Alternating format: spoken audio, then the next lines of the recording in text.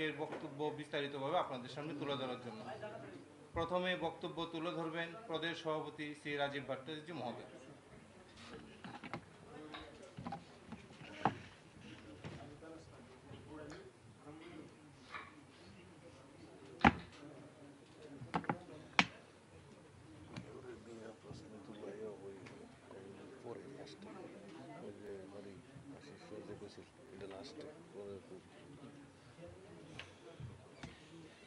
আজকে আমাদের ভারতীয় জনতা পার্টির ডাকে সাড়া দিয়ে সাংবাদিক বন্ধুরা এখানে উপস্থিত হয়েছেন। আমি আপনাদেরকে ধন্যবাদ জানাচ্ছি, শুভেচ্ছা জানাচ্ছি। আজকের এই বিশেষ যে আমাদের সাংবাদিক বৈঠক, প্রেস মিট, এখানে উপস্থিত রয়েছেন রাজ্যের মাননীয় মুখ্যমন্ত্রী প্রফেসর ডক্টর মানিক সাহা মহোদয়। আপনারা অবগত হয়েছেন যে গতকালকে যে মধ্যপ্রদেশ, রাজস্থান, ছত্তিশগড়, তেলেঙ্গানা যে বিধানসভা নির্বাচন হয়েছিল, সেই নির্বাচনের ফলাফল গতকালকে ঘোষণা হয়েছে। আর এই ফলাফল আমাদের ভারতীয় জনতা পার্টির অনুকূলে মধ্যপ্রদেশ, রাজস্থান এবং ছত্তিশগড়ে ভারতীয় জনতা পার্টির সরকার সেখানে প্রতিষ্ঠা হয়েছে। আমাদের দেশের যশস্বী প্রধানমন্ত্রীর যে বিকাশমুখী সরকার, সমাজের প্রত্যেকটা অংশের মানুষের জন্য যশস্বী প্রধানমন্ত্রী যেভাবে অক্লান্ত পরিশ্রম করে মানুষের সেবায় নিজেকে নিয়োজিত করেছেন,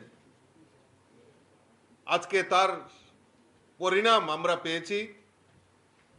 পুরা দেশ মাননীয় প্রধানমন্ত্রী নরেন্দ্র মোদীজির নেতৃত্বে এবং মানুষ বিশ্বাস করেছে যে না, এই ভারতবর্ষের বিকল্প কেউ হতে পারে না, মোদীজির বিকল্প কেউ হতে পারে না। গতকালকে তার রেজাল্টে প্রমাণিত হয়েছে। তৎসঙ্গে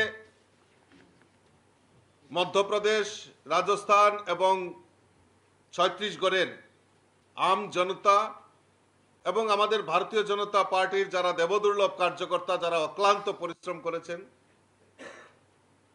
আমাদের এই জয়ের জন্য আমি তাদেরকে অসংখ্য ধন্যবাদ জানাচ্ছি, শুভেচ্ছা জানাচ্ছি। পাশাপাশি আমাদের রাষ্ট্রীয় সভাপতি আদরণীয় জেপি নাড্ডাজির কুশল সংগঠনে আমাদের এই 3 রাজ্যে ভালো ফলাফল, ভালো রেজাল্ট আমরা করতে পেরেছি। আমি আপনাদের মাধ্যমে আমাদের রাষ্ট্রীয় সভাপতি আদরণীয় জেপি নাড্ডাজিকে আমি অসংখ্য ধন্যবাদ জানাচ্ছি। ধন্যবাদ জানাচ্ছি আমাদের গৃহমন্ত্রী, যিনি আমাদের প্রাক্তন রাষ্ট্রীয় সভাপতি, উনারও কুশল নেতৃত্বে যেভাবে দেশকে এগিয়ে নিয়ে যাচ্ছে, মানুষ ওনার প্রতি আস্থা রেখে যেভাবে মানুষ মধ্যপ্রদেশ, ছত্তিশগড় এবং রাজস্থানে আমাদেরকে বিশ্বাস করেছে, তার জন্য আমি মাননীয় অমিত শাহ মহোদয়কেও আমি অসংখ্য ধন্যবাদ জানাচ্ছি। সর্বপরিসরে আমি আবারও সকল আম জনতা এবং সাধারণ ভোটার, আজকে পুরো দেশ 2024-এর যে আমাদের নির্বাচন হবে, লোকসভা নির্বাচন, সেই নির্বাচনের পরিণাম আমরা তা দেখতে পেয়েছি। আমাদের এই কটি বিধানসভা নির্বাচনে ভারতীয় জনতা পার্টি মোদিজির পক্ষে যেভাবে মানুষ রায় দিয়েছে, তাতে সুস্পষ্ট প্রমাণিত হয়ে গেছে যে 2024-এ আর কেউ নয়, দেশের প্রধানমন্ত্রী মাননীয় নরেন্দ্র মোদীজির নেতৃত্বে দেশ আবারও দেশের প্রধানমন্ত্রী হতে চলছেন। তা একমাত্র তার গতকালকের যে রেজাল্ট, সেটাতে প্রমাণিত হয়ে গেছে। এবং যারা INDIA ইন্ডিয়া ইন্ডিয়া বলে চিৎকার করছেন, তাদের যে পরিণাম, তাদের যে সঠিক রাস্তা, সেটাও এই ভারতবর্ষের মানুষ অনুধাবন করেছে। তাদের যে সঠিক চিন্তাধারা, তাদের যে রাস্তা, সেটা তা পরিষ্কার হয়েছে গতকালকে। মানুষ চায় মোদিজির গ্যারান্টির উপর বিশ্বাস করে আজকে এই মধ্যপ্রদেশ, রাজস্থান এবং ছত্তিশগড়ের মানুষ মোদিজির গ্যারান্টির উপর বিশ্বাস করে মানুষ সেখানকার মতদান সেখানে রায় দিয়েছেন। এই রায়ের জন্য আমি আবারও সকলকে আন্তরিকভাবে অভিনন্দন জানাচ্ছি, শুভেচ্ছা জানাচ্ছি আপনাদের মাধ্যমে। আপনারা আজকে এখানে এসেছেন, গতকালকে আমাদের বিজয় উৎসব গেছে, আপনারা দেখেছেন, আপনারা বিভিন্ন মিডিয়ার মাধ্যমে আপনারা প্রচার করেছেন, প্রসার করেছেন, তার জন্য আমি আপনাদেরকেও এই শুভ দিনে আপনাদেরকে অসংখ্য অসংখ্য ধন্যবাদ জানাচ্ছি। আমি এখন আগ্রহ প্রকাশ করব মাননীয় মুখ্যমন্ত্রী আপনাদের সামনে সম্বোধন করার জন্য আমি মাননীয় মুখ্যমন্ত্রীকে অনুরোধ রাখছি।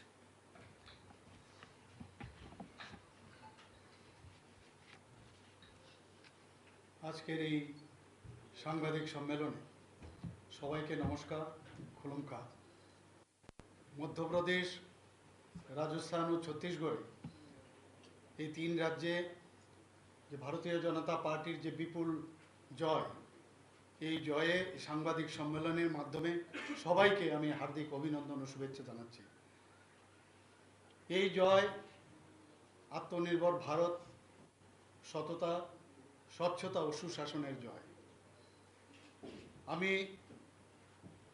রাজস্থান, মধ্যপ্রদেশ ও ছত্তিশগড়ের জনগণকে মোদিজির এবং বিজেপির প্রতি যে ভালোবাসা, যে প্রদর্শন ওনারা করেছেন, তার জন্য ওনাদেরকে আন্তরিক ধন্যবাদ আমি জানাচ্ছি। তেলেঙ্গানাতেও বিজেপি জনগণের সমর্থন পেয়েছে। এই নির্বাচনের সময় বারবার আমরা দেখেছি, প্রত্যক্ষ করেছি যে জাতপাতের বিষয় নিয়ে আসা হয়েছে, কিন্তু এই তিন রাজ্যের মানুষ তার জবাব দিয়েছে। মাননীয় প্রধানমন্ত্রীজি বারবার যে বিষয়টা বলেছেন, এই দেশে আমাদের কাছে চারটা জাত আছে। একটা হচ্ছে মহিলা, যুবক, কৃষক ও গরিব অংশের মানুষ। এই চার শ্রেণীর মানুষ যদি আত্মনির্ভর হয় তবেই এই দেশ শক্তিশালী হবে। উনি বারবার সেই কথাটা বলেছেন, কিন্তু বারবার আমরা দেখেছি বিরোধীরা বিভিন্নভাবে জাতপাতের রাজনীতি করেছে এবং তার জবাবও এর ইত্যবসর ওরা পেয়ে গেছেন। দেশের এই চার শ্রেণীর মানুষের যে মোদিজির প্রতি ও ভারতীয় জনতা পার্টির প্রতি যে ভরসা রেখেছে, এবং তার জন্য আবার আমি সবাইকে হার্দিক অভিনন্দন ও শুভেচ্ছা এবং ধন্যবাদ জ্ঞাপন করছি। এই জয় প্রতিটি গরিব মানুষের জয়। এই জয় নতুন ভোটার এবং অনগ্রসর অংশের মানুষ বিজেপির এই জয়ের মাধ্যমে যে উন্নত দেশ, এক ভারত শ্রেষ্ঠ ভারত গড়ার যে চিন্তা ভাবনা করছেন, সেটা তাদেরই জয়।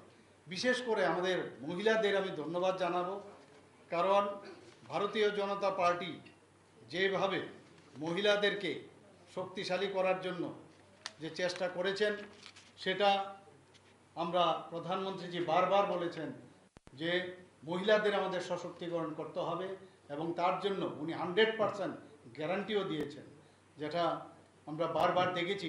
প্রধানমন্ত্রীজি মানেই গ্যারান্টি, আর গ্যারান্টির এই জয় এবার। এবং মহিলারা তাদের যে সুরক্ষা, নিরাপত্তা ও সম্মানের জন্য বিজেপিকে বিশ্বাস করেছে, এবং এই জয় মহিলাদেরও জয়। আপনারা জানেন যে মাননীয় প্রধানমন্ত্রী নরেন্দ্র মোদীজির যে সুশাসন এতদিন ধরে চলছে, এবং তারই প্রতিফলন আমরা গতকালের যে ফলাফল, সেটা থেকে আমরা প্রত্যক্ষ করলাম। এই ফলাফল ভারতীয় জনতা পার্টি ত্রিপুরা প্রদেশ অত্যন্ত গর্ববোধ করছে। তাই ভারতীয় জনতা পার্টি ত্রিপুরা প্রদেশের পক্ষ থেকে এই চার রাজ্যের জনগণের প্রতি আন্তরিক কৃতজ্ঞতা ও শুভেচ্ছা ও ধন্যবাদ জ্ঞাপন করছি। 2024 সালের যে লোকসভা নির্বাচন, আগে এই ফলাফল আমাদের জন্য যথেষ্ট তাৎপর্যপূর্ণ। কংগ্রেস সহই যে ইন্ডিয়া IND এবং IA, এই যে জোট আমাদের মাননীয় সভাপতি এখানে উল্লেখ করেছেন, সেটা স্পষ্টভাবে প্রত্যাখ্যান করেছেন। তিন রাজ্যে ভারতীয় জনতা পার্টির বিপুল জয়ে তা স্পষ্ট হয়ে গেছে। এই ফলাফলকে যদি আমরা বিশ্লেষণ করি, তাহলে অনেকটা আমাদের কাছে স্পষ্ট হয়ে যাবে যে ছত্তিশগড়ের 90টি কেন্দ্রের মধ্যে 90 যে সেন্টার আছে আমাদের বিধানসভা, সেখানে 54টি কেন্দ্রে ভারতীয় জনতা পার্টির অনুকূলে আমাদের এসছে। 199টির মধ্যে 115টি কেন্দ্রে ভারতীয় জনতা পার্টি বিজয় লাভ করেছে।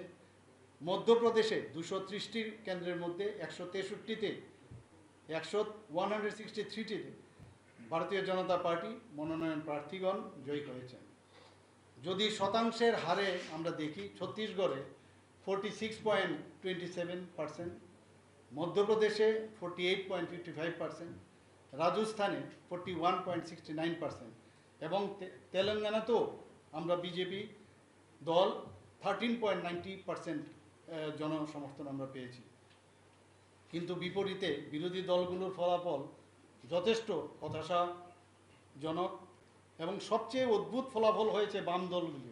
বারবার ওরা দেখা যায় চিৎকার করছে বিভিন্ন বিষয় নিয়ে, জনগণকে বিভ্রান্ত করার চেষ্টা করে, কিন্তু আমরা কি দেখছি, ছত্তিশগড়ে সিপিএমের প্রাপ্ত ভোট 0.04% এবং মধ্যপ্রদেশে 0.01%, রাজস্থানে কত 0.9%। কাজেই এই জনগণ বিচ্ছিন্ন হয়ে সিপিএম সহ বাম দলগুলোকে মানে বারবার জনগণকে স্বপ্ন দেখায়, কিন্তু রেজাল্ট আমরা কি দেখলাম, তাদেরকেও প্রত্যাখ্যান করছে। ভারতের মাননীয় প্রধানমন্ত্রী নরেন্দ্র মোদীজির নেতৃত্বে আজ দেশের প্রতিটি যারা বঞ্চিত মানুষ এই যে সরকারি যে ফ্ল্যাগশিপ, সেই ফ্ল্যাগশিপের কারণে উপকৃত হচ্ছে। এবং বারবার আমরা যেটা বলি, আমাদের পার্টি যেটা বলে, মাননীয় প্রধানমন্ত্রীজি যা সবসময় বলেন যে অন্তিম ব্যক্তি পর্যন্ত সমস্ত ফ্ল্যাগশিপের প্রকল্পগুলো অবশ্যই সেগুলো পৌঁছে দিতে হবে এবং যারা প্রান্তিক ব্যক্তি তাদের সরাসরি যে সরকারি প্রকল্প সেগুলো পরিষেবার সুযোগ তারা যেন পায়। এই কারণে আপনারা সবাই জানেন যে এরই মধ্যে আমাদের মাননীয় প্রধানমন্ত্রী নরেন্দ্র মোদীজি বিকশিত ভারত সংকল্প যাত্রা শুরু করেছেন। এখনও আমাদের ত্রিপুরাতেও সেটা চলছে, সারা ভারতবর্ষে সেটা চলছে। আমরা তার উদ্বোধন আমরা করেছি। মহিলা সশক্তিকরণের যে বিষয়টা, ভারতীয় জনতা পার্টি দেশের সার্বিক উন্নয়ন মডেল আমরা বলবো একটা গুরুত্বপূর্ণ আমাদের স্তম্ভ। এবং এই 5 রাজ্যের নির্বাচনেই নয়, মাননীয় প্রধানমন্ত্রী মহিলা ক্ষমতায়ন, যুব ক্ষমতায়ন, কৃষক ও গরিব অংশের মানুষের কল্যাণে কাজ করছেন। আমরা দেশের যুব শক্তির উন্নয়ন চাই। নিয়োগ নীতিতে আমরা দেখেছি যে দুর্নীতি, যে যুব সম্প্রদায়ের যে অসন্তোষ এবার ছত্তিশগড়, তেলেঙ্গানা এবং রাজস্থানে প্রভাবিত হয়েছে। আমি বিশেষ করে তেলেঙ্গানার জনগণকে ধন্যবাদ জানাচ্ছি। জনগণের জন্য কাজ করার ক্ষেত্রে কোনো অবস্থায় বিজেপি বাধা হবে না। কেন্দ্রীয় সরকারের স্কিল ইন্ডিয়া এবং মেক ইন ইন্ডিয়ার মতো সিদ্ধান্ত দেশের যুবাদের স্বনির্ভর হতে অনুপ্রাণিত করেছে। আপনারা সবাই জানেন এবং আমরা সবাই জানি যে কোভিড-19 যে অতিমারীর যে চ্যালেঞ্জ আমাদের যশস্বী প্রধানমন্ত্রী নরেন্দ্র মোদী যেভাবে সেটার মোকাবেলা করেছে, আমাদের ভারতীয় জনতা পার্টির সমস্ত যারা আমাদের পার্টির মেম্বাররা আছেন যেভাবে সেটাকে চ্যালেঞ্জ করে যেভাবে ওটাকে মোকাবেলা করেছেন, সরকারের এই আন্তরিকতা ও দায়িত্বশীলতা যেটা আমাদের দেশবাসী সবসময় স্মরণ করে, সেইভাবে এইবারের রেজাল্ট আমরা দেখতে পেয়েছি। উন্নয়নের জন্য বিজেপির যে প্রতিশ্রুতি যেটা মাননীয় প্রধানমন্ত্রী বারবার দেন, সেটা সেই কারণে এবারে বিশেষ করে উদ্যোগ ও পরিকাঠামোর যে উন্নয়ন তার উপর যে অগ্রাধিকার এই সরকার দিয়েছে, কেন্দ্রীয় সরকার মাননীয় প্রধানমন্ত্রীজি বারবার তার উপর যে উনি সেটার উপর বারবার বলেছেন, সেটার কারণে কিন্তু এই নির্বাচনে আমরা সেই ইতিবাচক প্রভাব আমরা দেখতে পেয়েছি। এই নির্বাচনের ফলাফল প্রমাণ করছে মাননীয় প্রধানমন্ত্রী নরেন্দ্র মোদীজির যে সবকা সাথ সবকা বিকাশ প্রয়াস ও তার যে বিশ্বাস, সেটা কিন্তু আমরা এখানে দেখতে পেয়েছি। জনগণ এই নির্বাচনে কংগ্রেসকে প্রত্যাখ্যান করেছে এবং জনগণ যে কংগ্রেসকে আর চায় না সেটা কিন্তু আবার প্রমাণিত হয়েছে। ফলাফলের এই হ্যাট্রিক আমাদের মাননীয় সভাপতি বলেছেন যে 2024 সালের লোকসভা নির্বাচনে তার প্রতিফলন। আমরা নিশ্চিত যে আগামী 2024 সালে আবার মাননীয় প্রধানমন্ত্রীর নেতৃত্বে কেন্দ্রে আবার সরকার গঠন হবেই। দুর্নীতির বিরুদ্ধে যে লড়াই মোদীজি শুরু করেছিলেন তার প্রতি মানুষের সমর্থনের প্রতিফলন আমরা এই 3টি রাজ্যের ফলাফল থেকে আমরা বুঝতে পারছি। এই জয় দরিদ্র বঞ্চিতদের জয়। কংগ্রেসকে শুধুমাত্র নির্বাচনের সময় সোশ্যাল মিডিয়াতে আমরা দেখতে পাই, আর বিজেপি 365 দিন কাজ করে এবং মানুষের পাশে সর্বসময় আমরা কাজ করে থাকি। আমরা সবসময় জানি সেবাই আমাদের সংগঠন, সেবার মাধ্যমেই আমরা থাকতে চাই এবং সেটা আমরা করে থাকি। এই নির্বাচনে বিজেপির জয় সারা বিশ্বে প্রভাবিত হবে এবং এতে করে যারা দেশের সুস্থিতি এবং উন্নয়নের জন্য যারা আন্তর্জাতিক বিনিয়োগকারীদের আশ্বস্ত করবে এই ফলাফল, দেশের জনগণ শক্তিশালী ও মজবুত সরকারের জন্য ভোটদান করে সেটা সারা বিশ্বের জনগণ প্রত্যক্ষ করছে। বিজেপি সরকার শুধু নীতি প্রণয়ন করে না, তারা সঠিক লাভার্থীদের কাছে উন্নয়নের সুফল পৌঁছানো নিশ্চিত করে। ভোটাররা হাওয়ায় ভাসমান যে বক্তব্য অন্যান্য পার্টির থেকে দেয়, তাদের প্রতি কিন্তু যে মিথ্যা প্রতিশ্রুতি সেটা কিন্তু এবার প্রত্যাখ্যান করেছে। মানুষ উন্নয়ন ও সুশাসনের সঠিক দিশাকে সমর্থন করে। এই জয় 2024 সালের লোকসভা নির্বাচনে বিজেপির বিজয় সুনিশ্চিত করছে। এই জয় যারা দুর্নীতিকে প্রশ্রয় দেয় এবং নিজেদের আড়াল করে তাদের কাছে এক সুস্পষ্ট সতর্কবার্তা দিয়েছে। এই জয় ঘামান্ডিয়া, আমরা ইন্ডিয়া বলছি, ঘামান্ডিয়া জোটের প্রতি সতর্কবার্তা প্রকাশ করছে। রাজনীতিতে দেশ বিরোধী যে শক্তিকে উৎসাহিত করে নিজেদের স্বার্থ চরিতার্থ না করার জন্য কংগ্রেস এবং তার সহযোগী যে দলগুলো আছে তার প্রতি আমার বিনীত অনুরোধ রইল।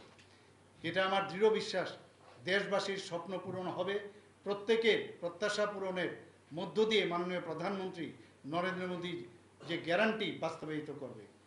তিসরিবার মোদী সরকার, বারবার মোদী সরকার, এটি এখন আর স্লোগান নয়, মন্ত্রে পরিণত হয়েছে। এটি ভারতবাসীর বিশ্বাস ও ভরসার মন্ত্র। এই রাজ্যেও লোকসভা নির্বাচনে আমরা জানি আমাদের দুটো সিট আছে, সেখানেও আমরা 2024-এ আমি নিশ্চিত যে আমরা জয়লাভ করব এবং আমাদের গার্জিয়ান হচ্ছে, যিনি গ্যারান্টি সবসময় বলেন, আমাদের মাননীয় প্রধানমন্ত্রী নরেন্দ্র মোদীজি।